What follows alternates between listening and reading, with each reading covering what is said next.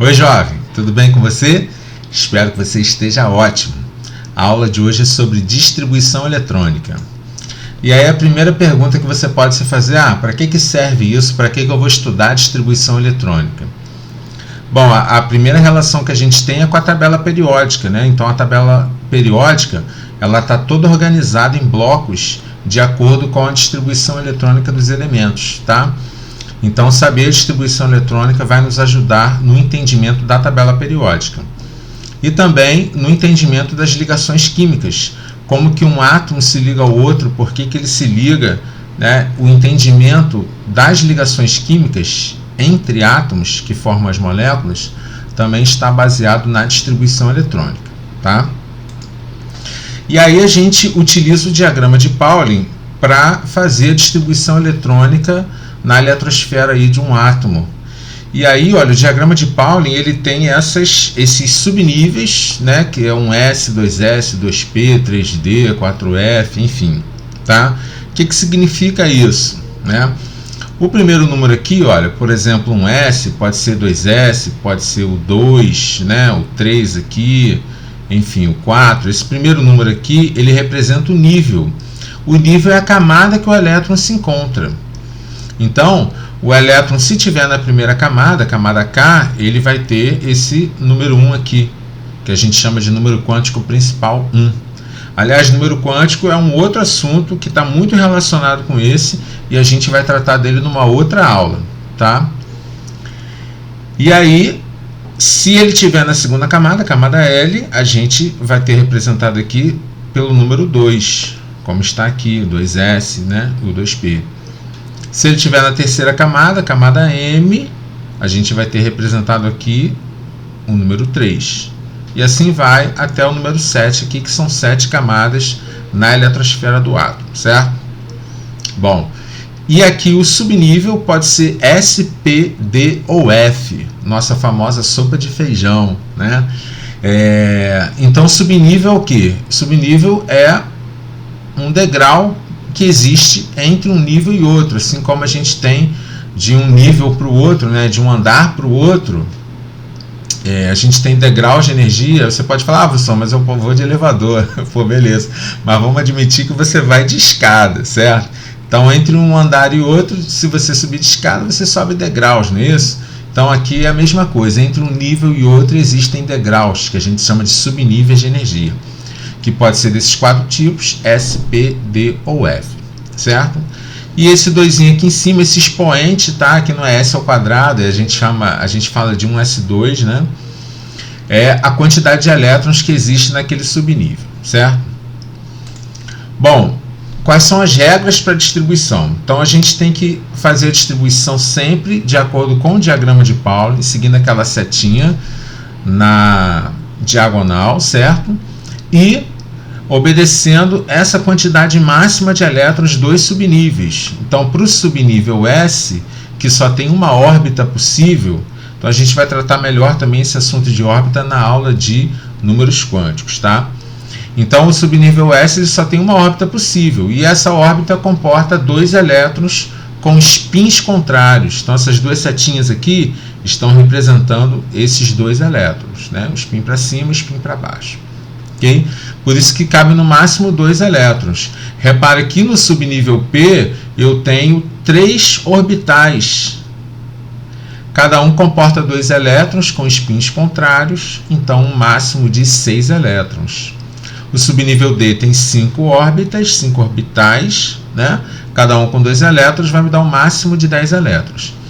E o subnível F, que tem 7 órbitas, 7 orbitais, eu vou ter um máximo de 14 elétrons, ok?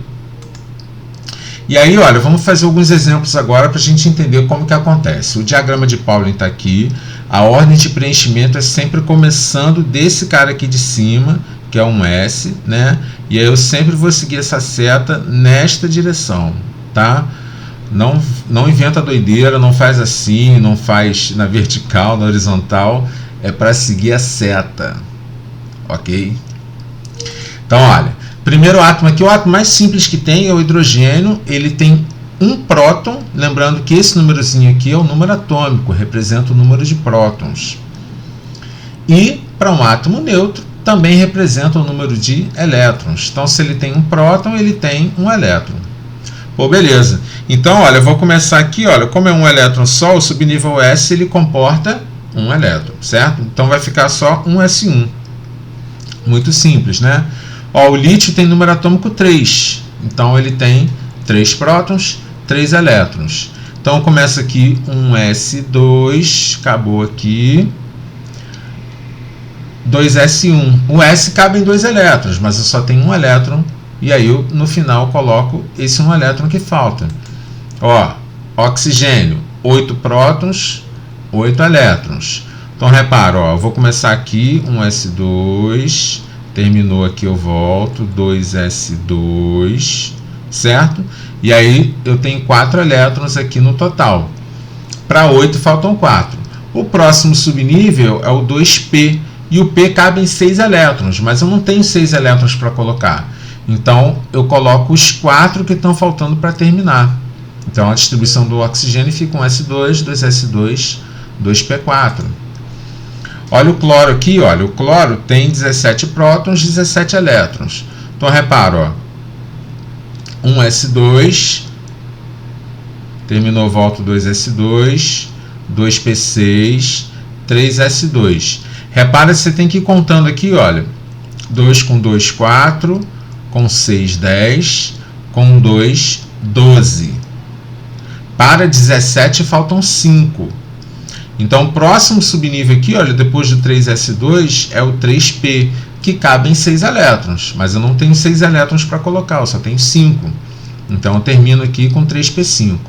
Então, você sempre vai colocando o máximo de elétrons, né? S2, P6, D10, F14. E o último, você vai colocar o que falta para terminar. Outro exemplo aqui, ó, o titânio, número atômico 22.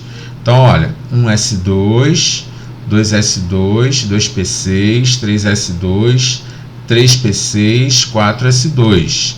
Repara que aqui, olha, até o 4S2 eu tenho 20 elétrons. 2, com 2, 4, com 6, 10, 12, 18, 20. Para 22 faltam 2 elétrons. E aí no caso aqui, olha, depois do 4S2 eu tenho 3D. O D cabe em 10, mas eu só tenho 2 para colocar. Então o último eu termino aqui com 2 elétrons, 3D2. É isso, não tem mistério, né? O último aqui, olha, o último exemplo, o paládio, PD, número atômico 46. Então eu venho aqui, olha, um S2, 2S2, 2P6, 3S2, é repetitivo, né? 3P6, 4S2, 3D10, repara que aqui, olha, até o 3D10 eu tenho 30 elétrons, ó, 2, 4, 10, 12, 18, 20, 30. Eu tenho que chegar no 46. E aí depois, então, olha, depois do 3D10 vem 4P6. Então agora eu tenho 36 elétrons. O 5S2, 38. Para 46 faltam 8. Então o próximo subnível aqui depois de 5S2 é o 4D, que no caso cabe em 10, mas eu não tenho 10 para colocar. Então eu coloco os que faltam, que são 8, ok? Então é isso, jovens. Não tem muito mistério, tá? É só seguir o diagrama e respeitando esse máximo de elétrons que está aqui, S2, P6, D10 e F14. Beleza. Aí agora a gente vai falar de distribuição em camadas, né? O que é distribuição em camadas? Seria a gente contar o total de elétrons que tem nas camadas. Lembrando que esse número 1 aqui é o número quântico da camada. Então é a camada K, número 1, camada K. Quantos elétrons tem no total? Ah, tem 2. Aqui, olha, no neônio, né? A última camada dele, repara aqui, ó, 2S2, 2P6. Eu tenho um total de 8 elétrons. Esses dois aqui, número 2, 2S2 e 2P6, são da segunda camada, que é a camada L. Que tem, no caso, no total aqui 8 elétrons. Outro exemplo, ó, o exemplo aqui do cloro, né? A gente já fez a distribuição do cloro, ele terminou em 3P5. Aí aqui, olha, número 1 aqui é da camada K, eu tenho 2 elétrons. Esse 2S2 e esse 2 do 2P6 me indicam a segunda camada, camada L. Então eu vou somar aqui, ó, 2 com 6, eu tenho um total de 8 elétrons, não é isso? E aqui na última camada eu tenho aqui, olha, 3s2, 3p5. Esse 3 é da terceira camada e esse 3 é da camada M, terceira camada. Então tem um total aqui de 2 com 5, 7 elétrons. Tranquilo? Acho que sim, né? Ó, o último exemplo aqui é o telúrio, 52 elétrons, um átomo com mais elétrons, né? Então repara o seguinte, olha, eu tenho aqui, ó, a camada K, 2 elétrons, segunda camada tem 2s2, 2p6, total de 8. Na terceira eu tenho, olha, 3s2, 3p6 e 3d10. Tem que tomar cuidado aqui porque o diagrama de Pauli ele vai e volta nas camadas, né? Então tem um total aqui de 18 elétrons, ó, 2 com 6 com 10, total 18. A quarta camada, 4s2, 4p6 e 4d10, também tem um total de 18 elétrons. E a quinta camada, que é a última camada, os que começam com 5, eu tenho um total de 6 elétrons. Essa última camada aí, né, que aí no caso aqui estão todas representadas de vermelho, é o que a gente chama de camada de valência. É a última camada, a camada mais distante do átomo onde ele tem elétron. Ok? A gente vai utilizar esse conceito de camada de valência principalmente em ligações químicas, tá? Então, camada de valência é a última camada onde um átomo tem elétron. E se for um íon, né, a gente tem só que tomar cuidado com uma situaçãozinha, olha. Para os cátions, né, lembrando que íon é um átomo que perdeu ou ganhou elétron. Cátion é um átomo que perdeu o elétron. Então, repara aqui, olha, o ferro com carga 2+, significa que ele perdeu 2 elétrons. Então, como vai ser a distribuição eletrônica desse íon, né? Então, a princípio, eu vou fazer a distribuição dos 26 elétrons como se ele não tivesse perdido os elétrons. Repara aqui, olha, então ficaria um S2, 2S2, 2P6, 3S2, 3P6, 4S2, 3D6. Aqui eu tenho um total de 26 elétrons. E aí eu vou identificar qual é a camada de valência. Ora, a camada de valência dele é essa aqui, olha. É a quarta camada, 4S2. Não está aqui no último subnível, que é o 3D6. A camada de valência está no 4S2. E aí eu vou retirar os elétrons desta última camada. Ok? Então esse 4S2 vai embora e ele vai ficar com a distribuição de íon dele seria 3P6, 3D6. Então você sempre vai retirar os elétrons da camada de valência, tá? Se for um ânion, aí o ânion é mais tranquilo, porque o ânion é um átomo que ganhou elétrons.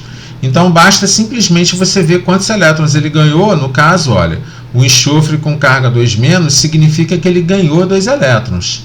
Então, 16 mais 2 elétrons, ele tem 18 elétrons, certo? E aí você faz a distribuição eletrônica para 18 elétrons. Então, no caso aí, vai ficar 1s2, 2s2, 2p6, 3s2, 3p6. Tranquilo, jovem? Espero que vocês tenham entendido. Se ficar alguma dúvida, dá uma reassistida aí. E nos vemos na próxima aula. Um grande abraço e fiquem com Deus.